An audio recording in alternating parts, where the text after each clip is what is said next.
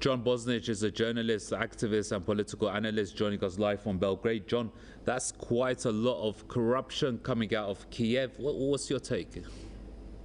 Well, this is just the tip of the iceberg. It's well known that the president of the regime in Kiev has stashed away millions of dollars that were revealed in the Pandora Papers. So we've already got proof that the fish stinks from the head in this case.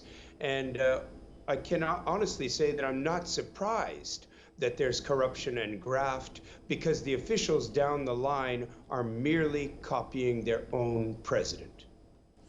John, do you think the vast or the large amount of weapons being delivered by the West will continue following these developments?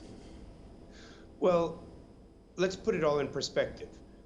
There's a multiple layer kickback system at play here in this entire Ukrainian war effort. Zelensky was put into power by the United States of America.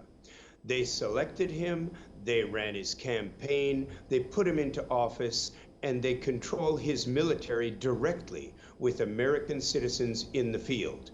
They then provided them the Ukrainian armed forces with the top-of-the-line U.S. weaponry, with their best guns, with their best other equipment, and expected the Europeans, as military colonies of NATO, to simply follow along. That's where the system broke down, because the eastern part of Europe has gone through multiple wars, including 2 world wars centered on their territory. And the hesitation has led to extremely high pressure on the European countries to give weapons to Zelensky. What happened here in this whole scenario is that Zelensky is using the weapons as a bartering tool, and he is converting them into money. There are weapons transversing Ukraine going on to other foreign markets. There are kickbacks from the sale of weapons. And of course, there is the biggest kickback of all, and that is the American military-industrial complex, which is subsidized by the American taxpayer, who has already given away more than $50 billion in weapons to a regime that is almost certain to fall.